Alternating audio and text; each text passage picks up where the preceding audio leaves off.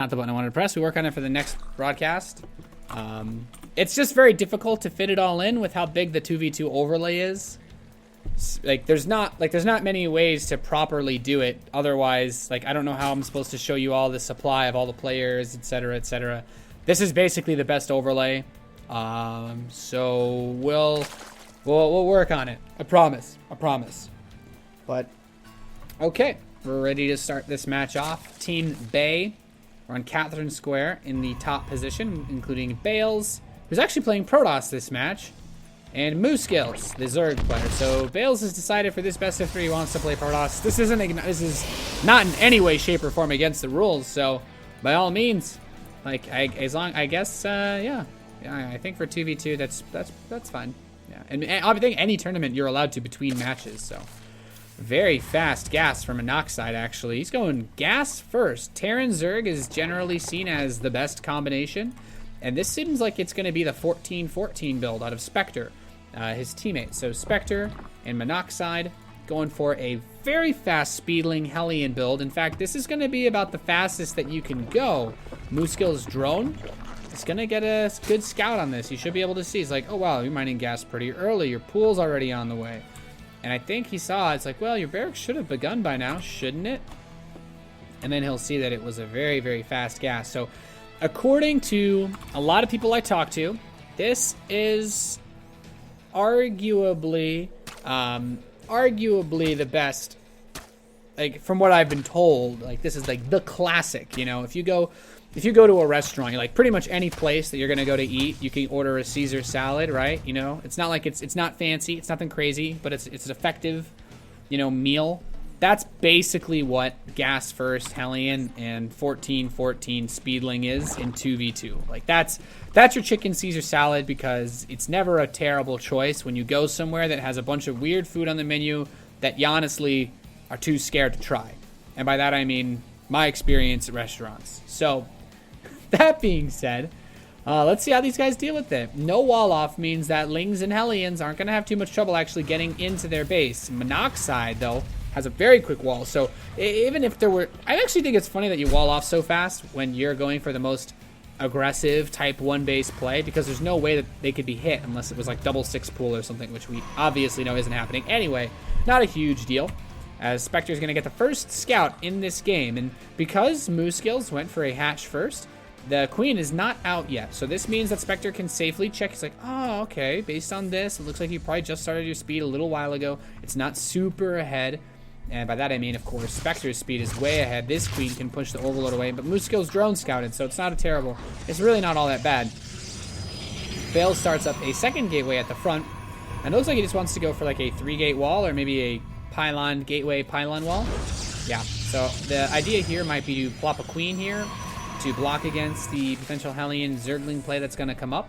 Still going to be a bit tricky, as the Hellions are now on the way for Monoxide, and we have a hatchery on the way for Spectre. So these guys will both expand behind this opening, but they're giving themselves a lot of utility out of it, because this is going to deal with a vast majority of cheeses, a vast majority of, you know, aggressive plays that are going to be put against you, you know, like that's the kind of stuff that you've got to worry about. So let's see as DarkSpecter begins to move across the map. And Stalker is hitting hard on this Overlord for Spectre. So maybe, is this bait?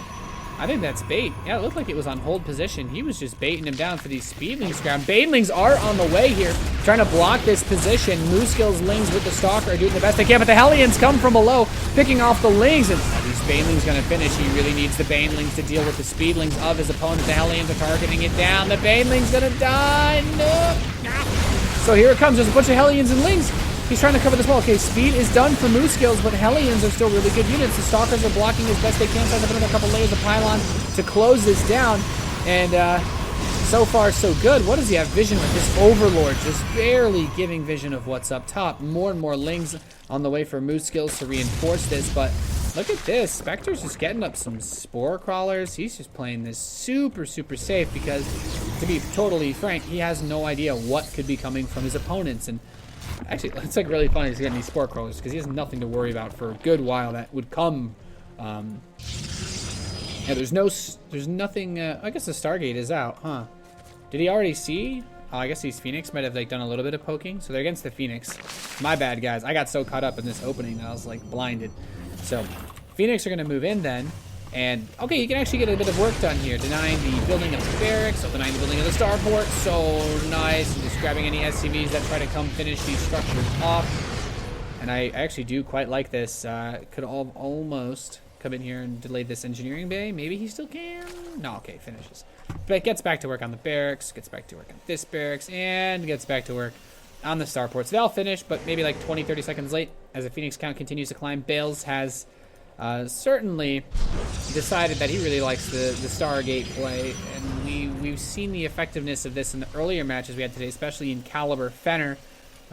They felt the pain. Oh, I had a Widow Mine tucked behind the gas. That's so sick. A Widow Mine can't kill a Phoenix, but it can sure as hell maim one. Oh, is there no... do you even lift? Oh, he has no energy. Ouch.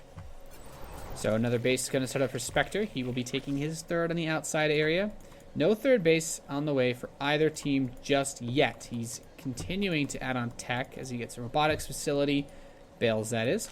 And Moosegills finishing up a pretty late lair. Spectre's already got his roach speed close to halfway done. So Moosegills just wants to go right for Mutalisks. And we've seen the Mutalisk play be reasonably effective. Like, it's not been too shabby for him. So I like this. I like seeing this. The Phoenix, unfortunately, cannot do anything about this building hatchery.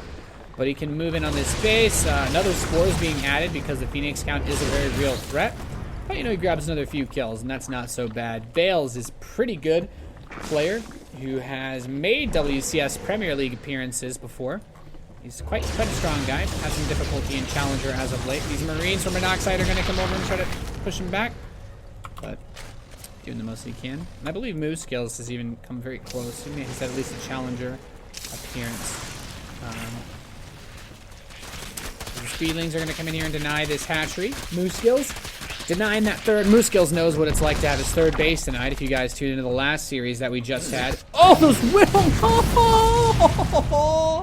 Well, I think the Phoenix play is officially over.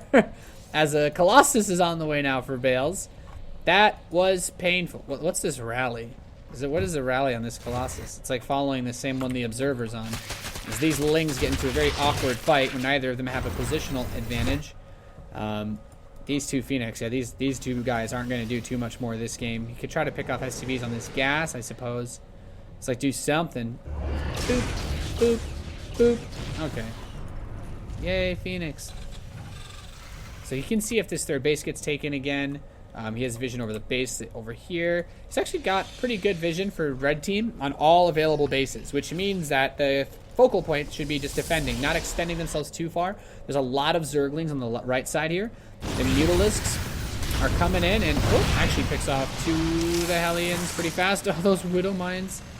Gotta be careful. Those mines are pretty tricky to deal with. The Protoss army for Bales is just very small. It's, you know, Protoss is not the race that powers up that fast. He's got to take some time to get his upgrades together, like this Blink, this Extended Thermal Lance.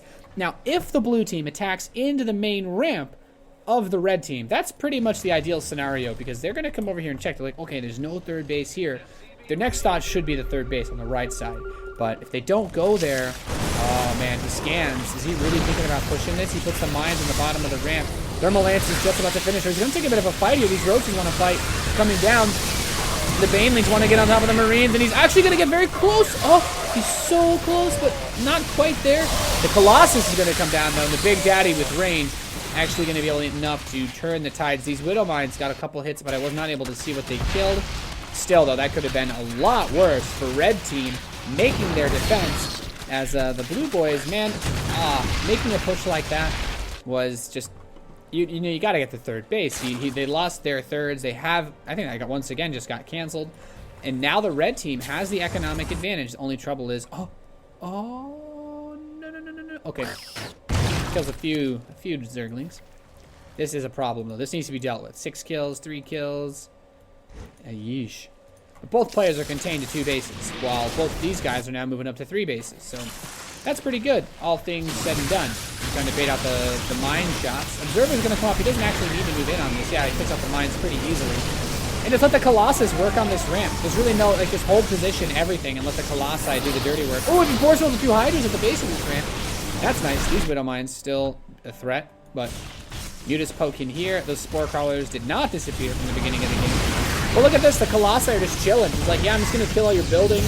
Your tech lab, your factory isn't working anymore. You lost some depots, and that's always annoying. Supply looking very good for Moosegills. Bales is also pretty far ahead compared to both of the other players.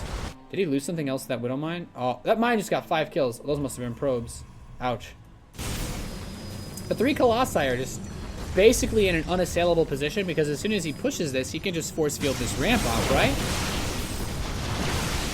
Yeah. And oh, look at this. The Mutas are just getting to work on these Overlords. Like, yeah, come save them. Save your friends. Building a pylon on the high ground. Bales is just creating more of a choke point. I think these mines are still getting kills, though. This is a problem. And now he's finally going to pick these Widow Mines off that have been bothering him for so long. Colossi take another hit, but the Viking count is starting to rise for Monoxide. You know, he's doing that Terran thing where he just builds units and tries to defeat a very powerful Protoss enemy. The problem in this game is that there are Banelings behind those, and the Mutas are actually going to be the ones that poke for it, since they can deal much better with the Vikings. In fact, they're going to bait out the Viking shots while they get to work with that health regen. He's actually just killing the Terran's barracks, so he has to force a fight, and he force fields away the bio, while at the same time the Roach Hydra moves in, but the bio does find a little bit of a crevice to slip through. 4 Colossi shooting at the same time. Stalkers blink to the left, looking to hit off all the Vikings. The Banelings get on top of most of these Hydralisks, continuing to push him back as the Colossi fry absolutely everything, and the red team powers through the main base of blue. Without that third base economy, neither player able to put up enough of a defense, and a very, very solid opening for Moosegills.